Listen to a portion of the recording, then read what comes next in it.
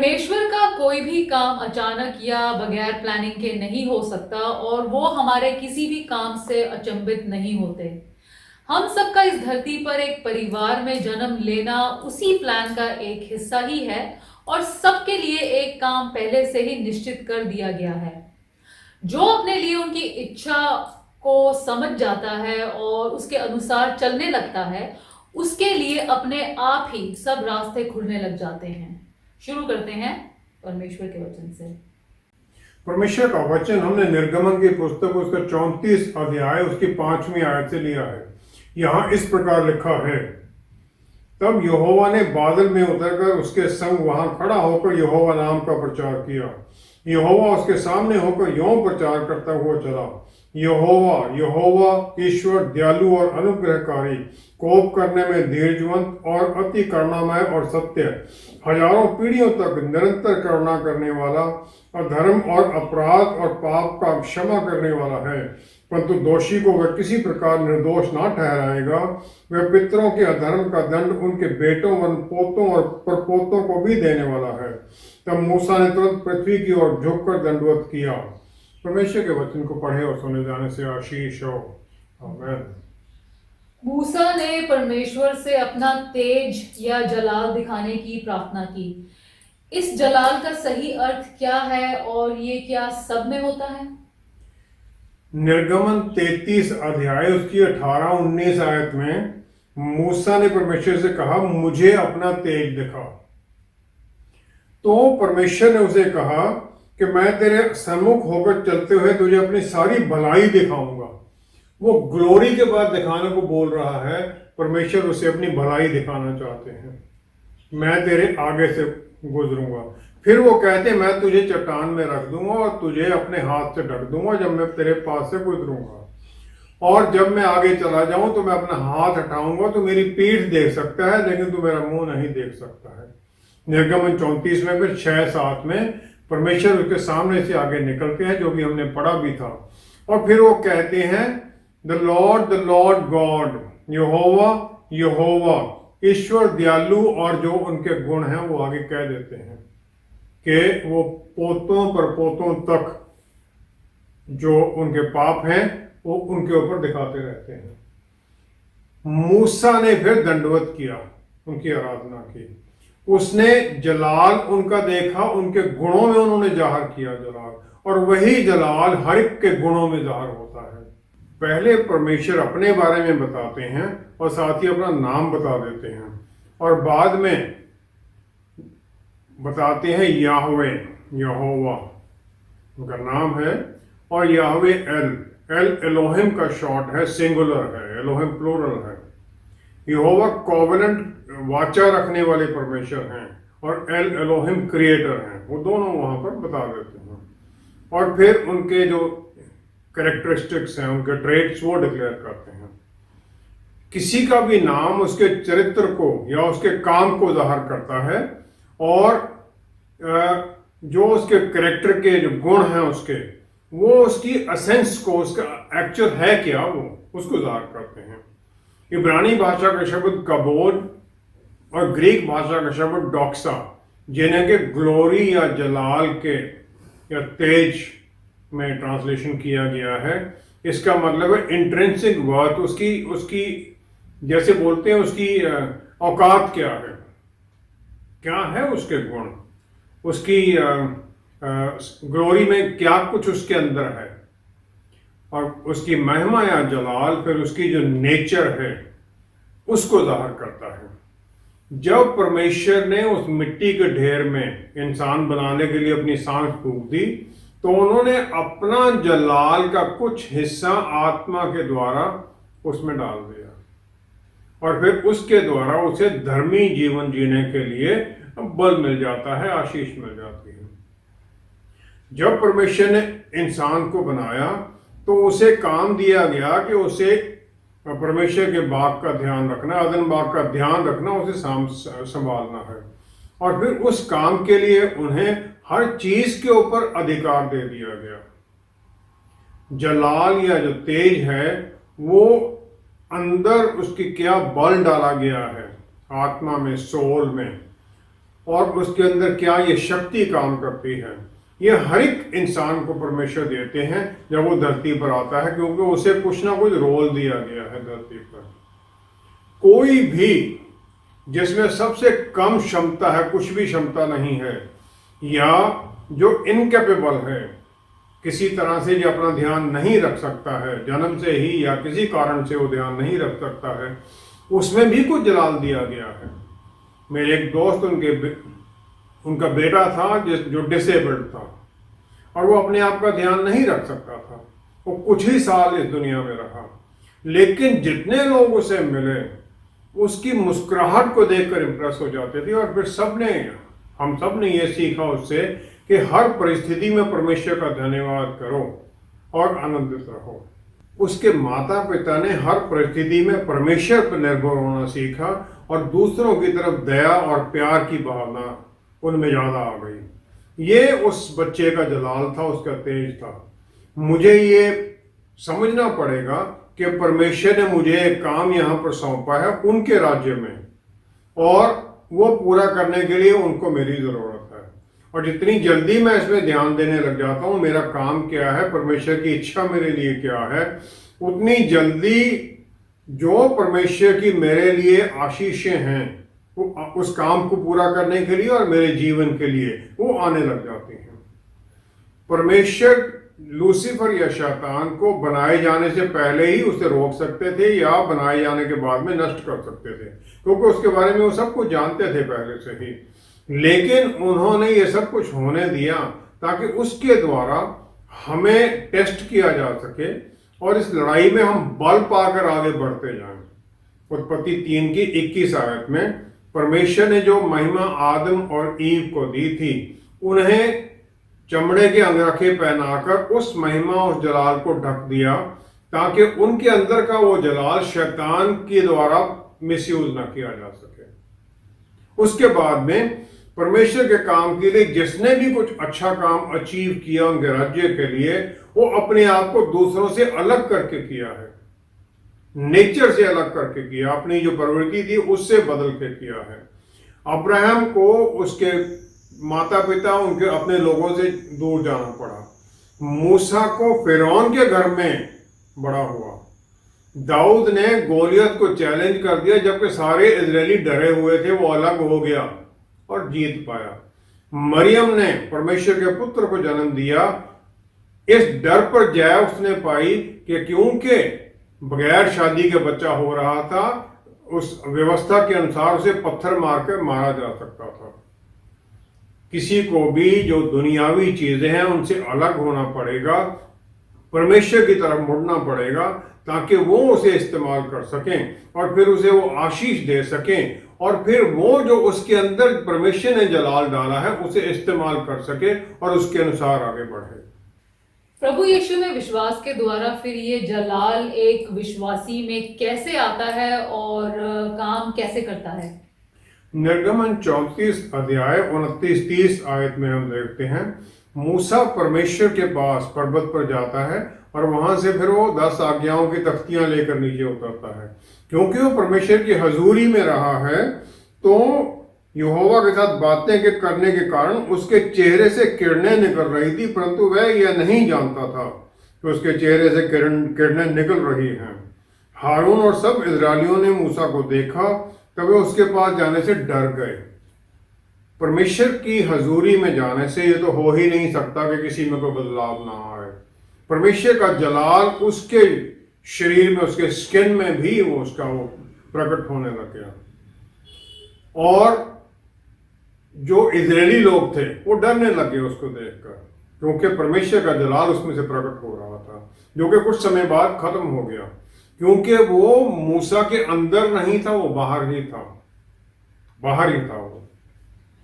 ये जो जलाल है एक विश्वासी को दोबारा जो मिल जाना, इसकी 3 स्टेज हैं। पहला तो ये है जब नया जन्म लेते हैं, रीबर्थ जब है, जब प्रभु यीशु में बपतिस्मे के बाद में, तो पवित्र आत्मा परमेश्वर हमारे भीतर आ जाते हैं। प्रेरितों की पुस्तक 19 अध्याय 2 से 6 आयत तक। इफिसस में पौलुस रसूल जाते हैं और जब उनसे वो पूछते हैं कुछ विश्वासियों से कि क्या आपने पवित्र आत्मा पाए हैं, तो वो कह देते हमने तो कभी पवित्र आत्मा की चर्चा भी नहीं सुनी। और फिर पौलुस रसूल उन्हें प्रभु यीशु के नाम में बपतिस्मा देते हैं और उन पर सिर पर हाथ रखने से वो पवित्र आत्मा परमेश्वर पा लेते हैं। एक मल्टी स्टोरीड बिल्डिंग में बहुत लोग रहते हैं, लेकिन एक दूसरे के बारे में टोटली अनभिज्ञ होते हैं। किसी एक को जानते हैं, नॉर्मली जानते नहीं हैं। किसी की अगर सास घर में आ जाए तो वो उसकी प्रेजेंस को स्वीकार नहीं करता आमतौर पर, क्योंकि सास उसको वो अपना दुश्मनी समझता रहता है। इसी प्रकार बहुत विश्वासी भी कुछ अद्भुत साइंस का इंतजार, सिम्टम्स का इंतजार वेट करते रहते हैं, जैसे कि अन्य भाषा बोलना, और फिर उन्हें एहसास होता है कि पवित्र आत्मा परमेश्वर का बल हमारे भीतर काम करने लग गया है, क्योंकि उन्हें यह सिखाया गया है। गलातियों की पुस्तक 2 अध्याय 20 आयत, पौलुस रसूल कह देते हैं, मैं मसीह के साथ क्रूस पर चढ़ाया गया हूं, अब मैं जीवित ना रहा पर मसीह मुझ में जीवित है। क्राइस्ट लिव्स इन मी। ये पहला काम है जो विश्वासी के जीवन में बदलाव लाने लग जाता है। पवित्र आत्मा परमेश्वर आए, क्राइस्ट प्रभु यीशु हमारे भीतर रहने लग जाते हैं। यूहन्ना 17 की 5 आयत में प्रभु यीशु ने प्रार्थना की पिता परमेश्वर से। पहले तो उन्होंने ये प्रार्थना की कि जो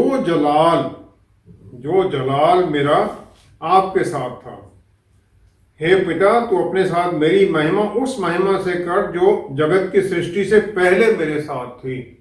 कुछ भी होने से पहले जो मेरे साथ जगत की होने से पहले महिमा थी, वो मांग रहे हैं, वो परमेश्वर की महिमा मांगते हैं। फिलिपियों की पुस्तक 2 अध्याय 7वीं आयत में लिखा है, प्रभु यीशु ने अपने आप को शून्य कर लिया। वो महिमा जो उनकी परमेश्वर की महिमा थी वो स्वर्ग में छोड़कर आते हैं, तब इंसान बनते हैं। परमेश्वर हैं वो, लेकिन उनका जलाल वो साथ में नहीं है। अब उनमें आदम का जलाल है। और फिर उन्होंने एक आशीष वहां पर उस प्रार्थना में डिक्लेयर कर दी सब विश्वासियों के लिए। 22 आयत में वो कहते हैं, वह महिमा जो तूने मुझे दी मैंने उन्हें दी है कि वे वैसे ही एक हों जैसे कि हम एक हैं। जो महिमा परमेश्वर ने उन्हें दी थी, वो महिमा, आदम की महिमा, उन्होंने हमें दे दी। यूहन्ना 20 की 21-22 आयत में प्रभु यीशु जी उठने के बाद में चेलों के पास चले जाते हैं। फिर वो कहते हैं, जैसे पिता ने मुझे भेजा उसी प्रकार मैं तुम्हें भेजता हूं। फिर उन्होंने उनके ऊपर सांस फूंक दी और कह दिया, पवित्र आत्मा पालो। यही जो पवित्र आत्मा परमेश्वर चेलों ने पेंटकोस्ट वाले दिन पाई, लेकिन यहां पर उन पर सांस फूंक दी प्रभु यीशु ने, उन्हें नया जीवन दे दिया। जिस प्रकार आदम को वो मिट्टी के पुतले में सांस डालकर डाला गया था, वो जलाल जो था आदम का जलाल, वो वहां मिल गया और वही विश्वासियों को मिलता है। और रोमियो की पुस्तक 13 अध्याय 14वीं आयत में पौलुस रसूल फिर विश्वासियों को कहते हैं, प्रभु यीशु को पहन लो और शारीरिक लालसाओं के लिए किसी तरह का कोई ध्यान मत दो। ये उस जलाल के प्रकट होने का दूसरा भाग है। पहन लेना प्रभु यीशु को, और जो फिर वो अंगरखे पहनाए गए थे, वो ढक दी गई थी महिमा, उसका असर खत्म हो जाता है। हम सक्षम हो जाते हैं कि हम उस जलाल को प्रकट कर सकें, उसमें काम कर सकें। लूका 19 की 2 से 9 आयत में जक्कई है, उसका कद छोटा है, और जक्कई प्रभु यीशु को देखने के लिए पेड़ के ऊपर चढ़ जाता है। और फिर प्रभु यीशु उसे नीचे बुला लेते हैं कि चल मैंने आज तेरे घर में रहना है। और उसके प्रभु यीशु की हजूरी में आने का फर्क क्या पड़ता है? वो कह देता है, हे प्रभु देख मैं अपनी आधी संपत्ति कंगालों को देता हूं, और यदि किसी का कुछ भी अन्याय करके ले आया हूं तो उसे चौगुना फेर देता हूं। उसके जीवन में यह बदलाव आ जाता है, वो जलाल उसके जीवन में प्रकट होने लग जाता है। मत्ती 28 की 20 आयत में प्रभु यीशु ने सब विश्वासियों से यह वादा किया है कि इस युग के अंत तक मैं तुम्हारे साथ हूं। ये तीसरा स्टेज है। पहले वो हमारे भीतर आते हैं, फिर हम उन्हें पहन लेते हैं, फिर वो हमारे साथ सदा हो जाते हैं, हम उनकी हजूरी में चलने लग जाते हैं, उनकी आज्ञाकारिता में चलने लग जाते हैं और उनका बल हमारे भीतर काम करने लग जाता है। यूहन्ना 14 की 12वीं आयत में प्रभु यीशु ने हमें ये आशीष दे दी, सबको, सब चेलों को उन्होंने ये आशीष दे दी कि जो काम जो मुझ पर विश्वास रखता है वे काम जो मैं करता हूं वे भी करेगा, वरन इससे भी बड़े काम करेगा, क्योंकि मैं पिता के पास जाता हूं। अब ये चेले कैसे ये काम कर सकते हैं? क्योंकि वही जलाल दे दिया गया पवित्र आत्मा परमेश्वर के साथ हम में वो क्षमता आ जाती है। जब हम प्रार्थना करते हैं तो परमेश्वर का पूरा ध्यान विश्वासी के ऊपर केंद्रित हो जाता है, जिस प्रकार की इस ऐसे हो जाता है उनके लिए जिस प्रकार पूरी दुनिया अब रुक गई है। क्योंकि जो एक दूसरे से प्यार करते हैं, जब वो मिलते हैं तो उनका फोकस टोटल एक दूसरे पर हो जाता है, बाहर दूसरी तरफ क्या हो रहा है उनको कोई लेना देना नहीं है। और परमेश्वर, क्योंकि हम जो क्रिएशन में जो उन्होंने बनाया है वो सबसे प्यार करते हैं, इसलिए वो उनका ध्यान फिर हमारी प्रार्थना सुनने के लिए लग जाता है। पर क्या हम भी उनसे प्यार करते हैं? क्या हम इस एहसास के साथ जीवित रहते हैं? अगर हम एहसास के साथ जी रहे हैं तो फिर वो सब कुछ हमारे जीवन में होने की क्षमता है, वो जलाल हमने प्रकट करने की क्षमता है, ताकि हम उस बल और शक्ति में वो सब काम कर सकें जो प्रभु यीशु ने हमें आशीष दी है। जब हमें इतनी आशीषें मिली हुई हैं तो हमारे जीवन में ये सब काम क्यों नहीं होते और हम परेशानियों से क्यों घिरे रहते हैं? इसका उत्तर राजा दाऊद ने भजन संहिता की पुस्तक की पहली 3 लाइन में ही दे दिया है। भजन संहिता 1 उसकी पहली और दूसरी आयत। एक विश्वासी के 3 गुण होने चाहिए। वो कहते हैं, वह पुरुष जो दुष्टों की युक्ति पर नहीं चलता है वह धन्य है। दुष्टों की युक्ति पर नहीं चलता है, उनके साथ नहीं चलना, उसका चाल चलन उनके साथ मेल नहीं खाता, उसके विचार उनके साथ नहीं मिलते हैं, ना उनकी बातें सुनता है। वो साथ चल रहा है तो उसकी बातें सुन रहा है उनकी। दूसरा वो कहते हैं, ना पापियों के मार्ग में खड़ा होता है। एलिया नबी ने अहाब को अपना परिचय दिया, उसने कहा, मैं यहोवा परमेश्वर की हजूरी में खड़ा होता हूं। साथ हजूरी में खड़ा होना या उनके साथ खड़ा होना उनके गुणों में उनके आज्ञा के अनुसार चलना हो जाता है, उनके कामों को सीखना और उसके अनुसार आगे बढ़ना। तो जो उस प्रकार दुष्टों की संगति में खड़ा हो जाता है उनके रास्ते में, वो उनके साथ चलने लग जाता है, उसका जो मन है वो उन्हीं में आनंद लेने लग जाता है। और फाइनली है, ना ठट्ठा करने वालों की मंडली में बैठता है। पहले चलना था, सीखना था, फिर खड़े हो उनके साथ, खड़े रास्ते में खड़े हो जाना था उनकी वेट करने के लिए, फिर उनके साथ बैठ जाना है, उनके साथ ज्वाइन कर लेना है, वो गैंग में शामिल हो जाते हैं। और फिर उसका परमेश्वर के वचन पर मन नहीं रहता है, उधर ही उसका मन लगा रहता है। और जो मोबाइल के ऊपर या इस प्रकार देखते रहते हैं वीडियो, उनका मन उसी में लगने लग जाता है, वचन से उनका मन दूर हो जाता है।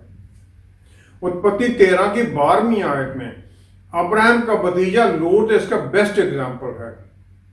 पहले तो वो धर्मी अब्राहम के साथ आता है और अद्भुत तरीके से आशीषित हो जाता है, दोनों बहुत धनी हो जाते हैं। लूत अब उससे अलग होना चाहता है और फिर वो अलग होकर 13वां अध्याय 12वीं आयत में है, अब्राहम कनान देश में रहा, पर लूत उस तराई के नगरों में रहने लगा और अपना तंबू सदोम के निकट खड़ा किया। सदोम को उसने निकट तंबू लगाया है, अब उसमें अंदर नहीं गया है। और फिर वो उनसे मिलने लग जाता है और शहर में चला जाता है। उत्पत्ति 19 की पहली 2 आयत, जब स्वर्गदूत 2 भेजे जाते हैं परमेश्वर द्वारा सदोम और गमोरा का नष्ट करने के लिए, तो वो जब जाते हैं वहां पर, तो पहली आयत में लूत सदोम के फाटक के पास बैठा था। उनको देखकर वह उनसे भेंट करने के लिए उठा और मुंह के बल झुककर दंडवत कर कहा। अब वो फाटकों में चला गया है। फाटक में जज थे जो, वो बैठते थे न्याय करने वाले, अब वो न्यायी बन गया है उनके साथ। और क्योंकि अब वो सदोम के अंदर चला गया, उनके साथ मिल गया है, तो सब कुछ नष्ट हो जाता है उसका, और वो सिर्फ अपनी जान बचा सकता है वहां से। और हमारे अंदर फिर विचार आने लग जाते हैं जब हम उनके साथ खड़े होते हैं, चलते हैं, बैठते हैं। पहले विचार आते हैं, फिर हम प्लान करने लग जाते हैं पाप को करने के लिए, और फाइनली हम वो पाप कर देते हैं और गिरावट में चले जाते हैं। ये पहला कारण है कि सोल रिबेलियन में चला जाता है, और फिर जो आत्मा है इंसान को दिया गया, उसके अपोजिशन में चला जाता है। दूसरा कारण है परमेश्वर से नजदीकी रिश्ते की कमी हो जाना। एक इंसान को चंद्रमा की तरह बनाया गया है। चंद्रमा में अपनी कोई रोशनी नहीं है, लेकिन वो सूरज से रोशनी पाता है और आगे रिफ्लेक्ट करके धरती पर दे देता है। हमें भी इसी प्रकार जो महिमा, जो जलाल परमेश्वर से मिलता है, उसे हमें रखना नहीं है, बल्कि आगे दूसरों की तरफ आगे पहुंचाते रहना, ताकि दूसरे भी उसको जाने और परमेश्वर को जाने। अगर हम सिर्फ प्राप्त कर रहे हैं तो जैसे डेड सी था जिसमें कोई जीवन नहीं था, फिर हम वैसे बन जाते हैं, हमारा जीवन वैसा ही हो जाता है। लूका 6 की 12वीं आयत में हम देखते हैं, प्रभु यीशु अकेले पहाड़ी पर चले जाते हैं, सारी रात वहां पर प्रार्थना करते रहते हैं। वो इसलिए है कि वो रिचार्ज होना है। सूरज की रोशनी आनी चाहिए चंद्रमा के ऊपर, और जब उन्हें इसकी जरूरत है, जो परमेश्वर के पुत्र हैं, हमें कितनी जरूरत है। तीसरा है गलत शिक्षाएं। उसका एक एग्जाम्पल भी है कि लोग ये कहने लग जाते हैं पवित्र आत्मा तभी आपके अंदर प्रकट हुए हैं जब आप अन्य भाषा का बात करते हो, या ऐसी कोई और बातें सिखा देते हैं। ऐसी बातों में फिर वो जलाल हमारे भीतर है, लेकिन हम उसे एक्नॉलेज नहीं करते, ना वो एक्टिव होता फिर हमारे जीवन में। मत्ती 14 की 29-30 में पतरस रसूल हैं, तूफान में घिरे हुए प्रभु यीशु पानी पर चलकर आ जाते हैं। पतरस रसूल उनसे कहते हैं, प्रभु अगर आप हैं तो मुझे पानी पर, मुझे भी आज्ञा दीजिए। बोलते आ जाओ। वो पानी पर चल रहे हैं, जलाल उनमें काम कर रहा है, लेकिन फिर वो तूफान की तरफ देखने लग जाते हैं और डूबते हैं नीचे, और उन्हें वो तूफान ज्यादा अहमियत दिखाई देने लग जाता है। फिर वो प्रभु यीशु उसे पकड़कर खींचते हैं। हम तूफान में गिरे होते हुए भी प्रभु यीशु की तरफ देखते नहीं है, प्रार्थना हमारी फिर भी नहीं होने लगती है, और हम डूबते रहते हैं। बहुत लोग ये कर देते हैं। चौथा है परसिवेरेंस नहीं होना, दृढ़ता नहीं, लगे नहीं रहना। अय्यूब की पुस्तक 31 अध्याय, आखिरी अध्याय है उसका, अय्यूब की बातों का। वो फाइनल क्लेम करता है कि मैं इनोसेंट हूं, मेरा कोई गलती नहीं, मैंने पाप नहीं किया है, क्योंकि उसके 3 मित्र उसे कोई छुपे हुए पापों के बारे में उसे अक्यूज करते रहते हैं, और परमेश्वर उसके इस क्लेम को ऑनर करते हैं। लूका 18 की पहली 8 आयत में विधवा है जो जज से न्याय मांगना चाहती है, लेकिन न्याय ना परमेश्वर से डरता है ना किसी इंसान से डरता है। लेकिन क्योंकि वो विधवा उसके पीछे लगी रहती है न्याय के लिए, फाइनली उसे वो जज मान जाता है, उसे न्याय देता है। परसिवेरेंस भी प्रार्थना में बहुत जरूरी है। 5वां है ट्रायल्स और टेम्पटेशंस। हम आमतौर पर जितनी हमें परेशानियां होती हैं, हम कहते हैं शैतान ने हमारे ऊपर हमला कर दिया, अब तो बहुत परेशानी में है। लेकिन शैतान किसी ऐसे विश्वासी को क्यों छुएगा जो कि विश्वास में सोया हुआ है, जिसके जीवन में कोई काम है ही नहीं। अगर जो ही शैतान ऐसे को छुएगा तो वो प्रार्थना करने लग जाएगा, तो शैतान ऐसे को छोड़ ही देता है। परमेश्वर हमारे जीवन में ट्रायल आने देते हैं ताकि हमें वो नेक्स्ट लेवल जो है उस जलाल का, उसमें प्रमोट किया जा सके, जलाल हमें और आ सके, आत्मिक आशीषें हमें मिल सकें।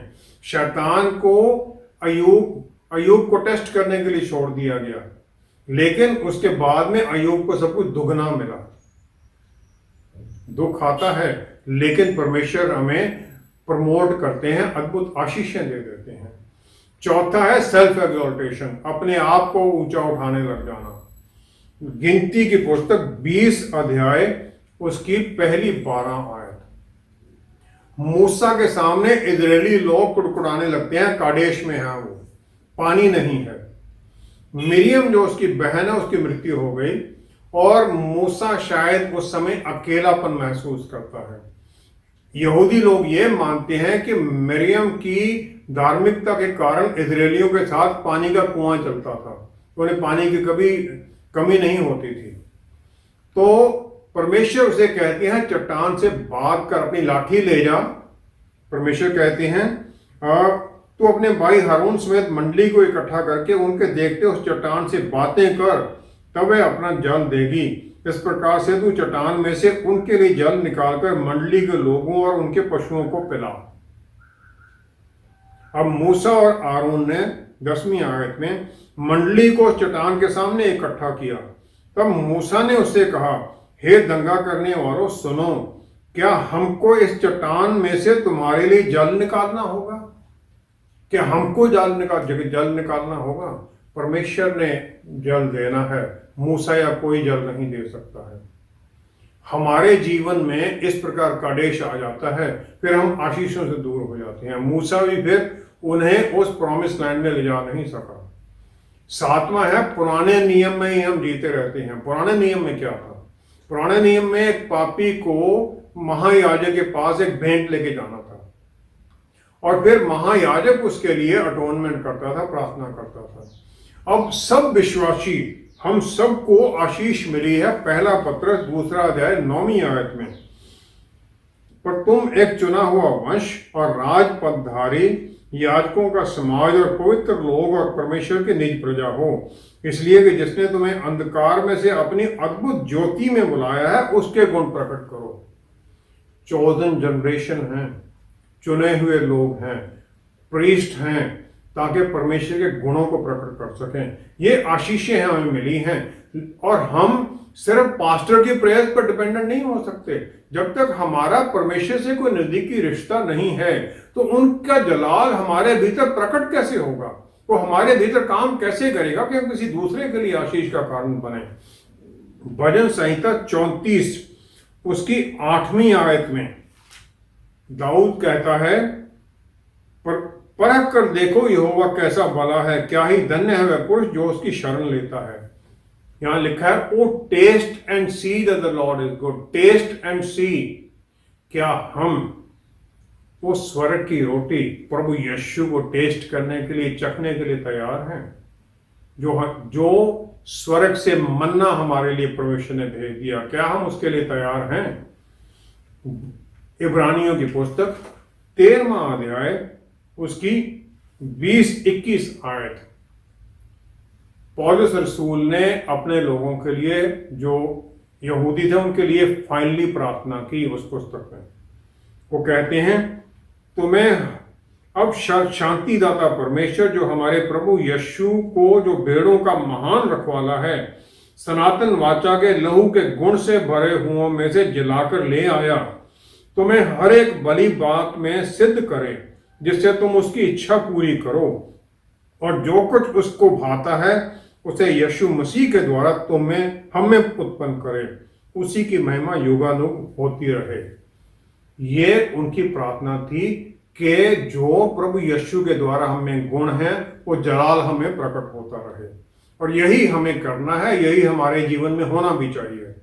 आइए हम प्रार्थना करें। पिता परमेश्वर, धन्यवाद है आपका कि आपके प्यारे बेटे के द्वारा आपने हमें फिर वो जलाल दे दिया जो आदम को दिया गया था, ताकि हम आपके गुण प्रकट करें और आपकी आशीषों में काम करते रहें। हमें पवित्र आत्मा परमेश्वर द्वारा अगुवाई कीजिए, सहायता कीजिए, ताकि हम वो सब कुछ कर सकें जो आप हमसे चाहते हैं। पिता परमेश्वर, सब कुछ प्रभु यीशु के पवित्र नाम में मांगते हैं। आमीन, आमीन, आमीन। परमेश्वर ने हर इंसान के अंदर ये एक क्षमता डाली है कि वो अपने आप को उनसे जोड़ सके और फिर उनके बल में अपनी परिस्थितियों पर जय पाकर ऊपर उठते जाएं। शैतान हर तरह से हमें इसमें फेल होते हुए देखना चाहता है। अब या तो हम अपने मन में परमेश्वर के बल का उपयोग करें या फिर बस रोते और शिकायत करते रहें। चॉइस हमारी है। Thank you so much for watching. See you next time. Stay blessed. Shalom.